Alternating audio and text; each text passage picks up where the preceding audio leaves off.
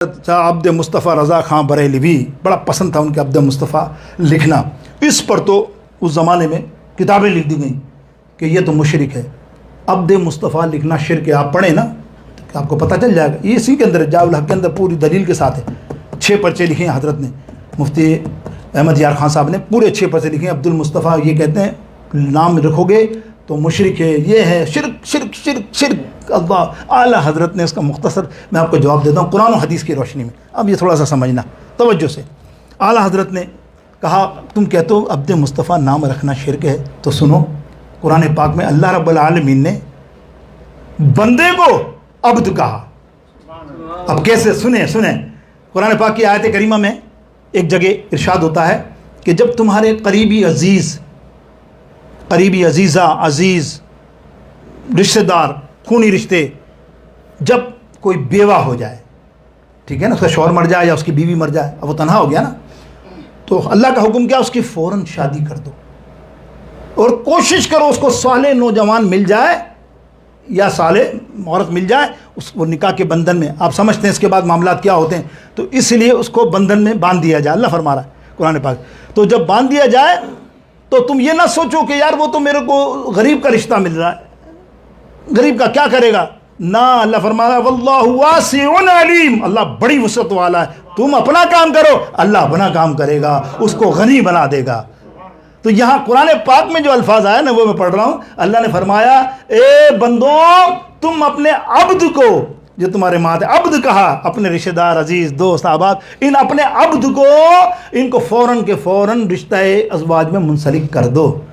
यानी यहाँ ये फरमाया कि बंदे उम्मत के लिए तो अब्द जायज़ है। आला हज़रत फरमाते हैं और मैं उम्मत के पेशवा, उम्मत के आका व मौला हुज़ूर पुरनूर सैयद आलम सल्लल्लाहु अलैहि वसल्लम को अपना अब्द बनाऊँ, वो तुझे एतराज़ है।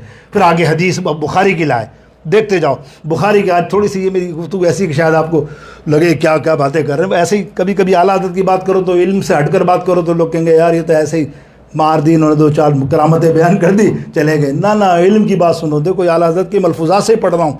आप फरमाते हैं कि बुखारी शरीफ की हदीस अबू हुरैरा रज़ियल्लाहु 1464 I think may I perfect इंशाअल्लाह यही होगी, 1464 हदीस नंबर है बुखारी शरीफ की। अल्लाह के हबीब अलैहिस्सलाम फरमाते हैं, अबू हुरैरा रावी हैं, सरकार दो आलम सल्लल्लाहु ताला अलैहि वसल्लम फरमाते हैं घोड़े पर, किसी के पास घोड़ा है ना, हॉर्स, उस पर ज़कात वाजिब नहीं। ठीक है, ऐसा ही है ना, जैसे तुम्हारे पास कार है तो उस पर तुम ज़कात, तुम्हारी इस्तेमाल में तो वाजिब नहीं ना। घोड़े पर ज़कात हासिल माल वो ज़कात नहीं है। और मालिक के, अरबी मैं उर्दू पहले पढ़ लूँ फिर मैं अरबी पढ़ूँगा, मालिक के ग़ुलाम पर भी ज़कात वाजिब नहीं है, क्योंकि वो ग़ुलाम ख़रीदा है, जो भी माल है उसका, उस पर भी ज़कात। अब उसमें लिखा हुआ है कि घोड़े पर भी ज़कात वाजिब नहीं है और मालिक के अब्द पर भी ज़कात वाजिब नहीं है। अब्द का जुमला यहाँ भी आया, लगाओ फतवा, सरकार ने फरमाया, हदीस के अरबी अल्फाज है ना, मालिक, मालिक से मुराद ये ग़ुलाम। अब आला हज़रत फरमाते हैं अगर मैं अब्द मुस्तफ़ा ग़ुलाम मुस्तफ़ा लिखता हूँ तो तेरे को क्या तकलीफ़ है ना। एक और सुन लो, चलो एक और दलील, बहुत दलीलें, पूरी किताब है ये, मैं तो ऐसे ही टाइम नहीं बच रहा ना। तो फिर आला हज़रत ने हज़रत उमर फ़ारूक रज़ियल्लाहु ताला अन्हु की मिसाल दी। अब पहले खलीफा, जब खलीफा बने दूसरे सिद्दीक़ अकबर रज़ियल्लाहु ताला अन्हु विसाल के बाद, मस्जिद नबवी के मिंबर पे खड़े हो गए आपने कहा तुम जानते हो मैं तुमने हमें मुझे खिलाफत दी है, लेकिन तुम मेरी तबीयत जानते हो सारे, मैं बहुत गुस्से वाला हूँ, यही कहते हो ना तुम, मैं बहुत गुस्से वाला हूँ, मेरी बर्दाश्त नहीं है, मैं बेकाबू हो जाता हूँ, ये तुम यही कहोगे ना, मेरे लिए यही कहते हो ना। लेकिन मैं तो ये रसूलुल्लाह के ज़माने में भी था ऐसा ही, तब उन्होंने कुछ नहीं कहा। नहीं, मैं सिद्दीक़ अकबर के ज़माने में भी था इनके साथ ऐसा ही, इसलिए कि मेरी दुश्मनी गुस्ताख़ रसूल के लिए है। जो गुस्ताख़ रसूल होगा उस वक्त उमर का जलाल उरूज पर होगा। लेकिन ये सोचो, अब अल्फाज अरबी के जो अल्फाज हैं वो सुनो, आला हज़रत जो लाएँ। आला हज़रत फरमाया, उमर फ़ारूक ने फरमाया अरे मैं जब रसूलुल्लाह सल्लल्लाहु ताला अलैहि वसल्लम का अब्द था, माने जब मैं रसूलुल्लाह सल्लल्लाहु अलैहि वसल्लम का ग़ुलाम था, तब भी मैं गुस्सा करता था, तब भी सरकार ने कभी मुझे नहीं रोका कि उमर खबरदार आज के बाद ये ना करना। लेकिन मुझे पता था कि मैं किस बात पे गुस्सा करता हूँ। तो मेरे दोस्तों बुजुर्गों, आला हज़रत ने यहाँ कलम ही तोड़ दिया। कैसे तोड़ दिया? जवाब क्या दिया? आप देखो जवाब तो अल्लाह आला हज़रत ने पूरी हदायत को बख्शिश में पढ़ोगे ना, सबको ऐसे ही जवाब दिए कि क्या फरमाते हैं कि बैठते हैं उठते मदद के वास्ते अल्फाज सुनना, अंदाज सुनना कलाम का।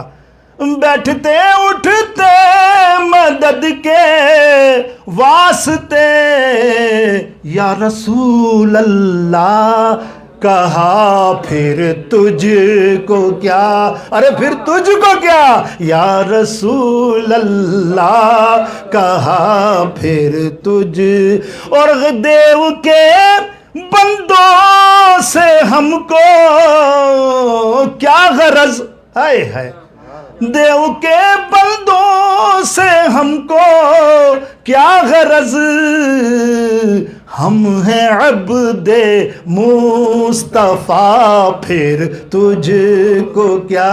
फिर कहो ना, फिर तुझको क्या। एक शेर सुना दूं आपको कि तेरी क्या, देखो कलाम के अल्फाज के मामला क्या है, ऐसा मारा है कि वो जल के मर जाए। अब तेरी दोज़ख से तो कुछ छीना नहीं,